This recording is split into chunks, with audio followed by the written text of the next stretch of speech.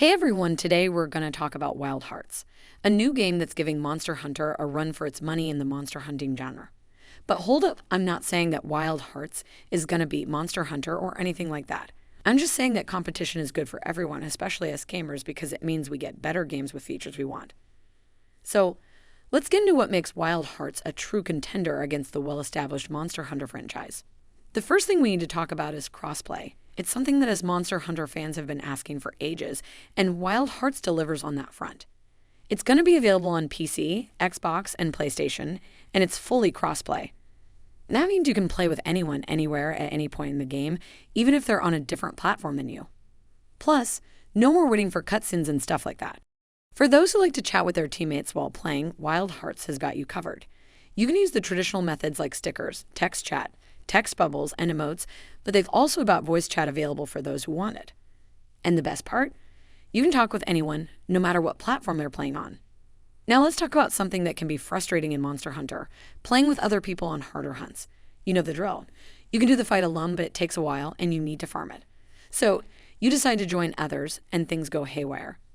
The next thing you know, the hunt's failed, and you wasted your time. With Wild Hearts, that's less of a problem. It's a lot easier to play with others, especially on harder hunts. You won't be randomly thrown into a group of party animals, and it'll be easier to finish the hunt without wasting your time.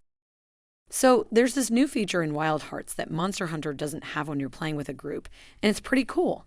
You can actually revive your teammates during hunts, so they don't have to just lay there and die. Normally, hunts have the same conditions as Monster Hunter, where you get 3 carts and then it's game over. But this new feature lets you revive your friends so you don't waste your lives. I'm actually excited to play with more people now, especially in the endgame, because it's so nice to be able to help out your teammates who might be struggling during a hunt. They can feel more confident and actually participate in the fight instead of hiding in the back because they're not very good. This new feature makes it easy to pick them up and keep the hunt going, which is really rewarding. It makes me want to help people more often, whether it's on stream or just joining hunts. Of course, if you don't want to revive people, you don't have to. But I think this feature will make it more likely that I'll help people during harder content, since it won't be as frustrating and they can actually participate. It's a great way to encourage more group play, especially into the endgame and beyond. Accessibility is another big thing that Wild Hearts is going for it. They've made it easier for new players to get into the Monster Hunter genre with basic tutorials on how to move and attack, and building your first character building block. The game is also easier to understand, with a more accessible story and settings. There are many different ways in which Wild Hearts is more accessible than Monster Hunter, which is really cool. So, basically, when you're playing Wild Hearts, there aren't a ton of tutorials to go through before you start hunting for real. This is actually really nice because you don't want to spend too much time reading before you get to the fun stuff. When you're trying out a new weapon, there is a tutorial that will pop up if you want to read it. But if you don't, there's a training dummy that will show you how to do your basic combos and different moves with different karakuri. It's really helpful and not boring like having to read a long blog post. You don't need to read a ton of tutorials if you don't want to, because the game has everything you need to know. There are some tutorials, but they're not as overwhelming as in other games. For example, when you learn new combinations of karakuri during a fight, they show you how to do it on the screen. It's more engaging than having to read everything, and it makes the game more fun. If you want to read the tutorial later, you can, but you can understand most of the game just by playing it. When you head out on hunts, it's easier to understand how to eat the right food. In other games, it can be overwhelming to figure out which food to eat and what effects it will have. But in Wild Hearts, you can bring up a menu that tells you exactly what skill you gain from each food. You can eat anywhere on the map as long as you're not in active combat, so you don't have to go back to town or camp to eat. You can just pick up a berry and pop it in your mouth to power up. This is really nice because you don't have to waste time going back and forth. If you want to go deeper into the eating system, you can build things like a pickling jar or a place to try out ingredients to refine your stats. But if you just want to keep it simple, you can do that too. Another thing I wanted to talk about is unlocking camps. So in this game, it's way easier than in other games like Monster Hunter. In Monster Hunter, you have to find a specific spot on the map, which can be a pain if you're lazy like me and always forgetful. But in Wild Hearts, there are camp spots all over the place, and you can set up a camp wherever you want, even in a beautiful spot that you like or somewhere that's easy to get around from. You can even decorate your camp and set up zip lines to travel around the map faster.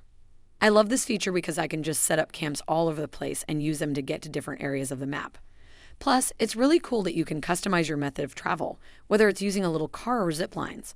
Lastly, I want to talk about accessibility settings. This game is awesome because they have a ton of options to help people with different needs enjoy the game. They have a screen reader that will read the menus out loud, a text-to-speech option, speech-to-text for multiplayer, and even colorblind options. You can also customize the size of the text and remap the buttons to your liking. I think it's really important for games to be accessible to everyone, so it's great to see that they're making an effort to include more people in the gaming community.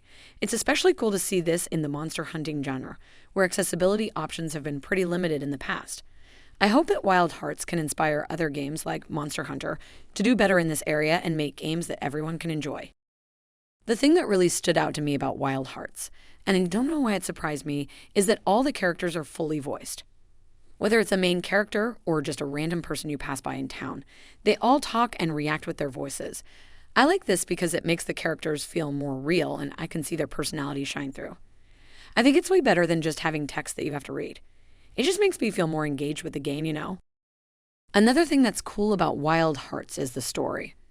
I haven't finished the main story yet, but from what I've seen, there's a lot of story content and character interactions between the cutscenes.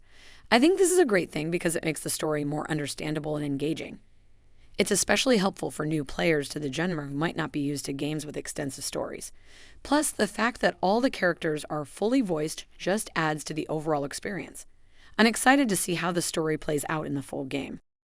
That's why I said at the beginning of my video that Wild Hearts is giving Monster Hunter some competition. I don't think it will dethrone Monster Hunter, but it's doing things that Monster Hunter hasn't done yet, like having cross-play and more accessibility options. I hope that Wild Hearts' success will encourage other games in the genre to step up and add new features too. Competition is good for gaming because it leads to better games with more options and features. I can't wait to see what the future holds for this genre. Thanks for tuning in and listening to my thoughts on Wild Hearts. It's always exciting to see new games enter the genre and bring fresh ideas and features. I hope that Wild Hearts will be successful and encourage other studios to innovate and compete in this space. I'm really looking forward to playing Wild Hearts with all of you, and hopefully we'll be able to team up soon. Until then, thanks again for watching, and I'll see you in the next video. Have a great day.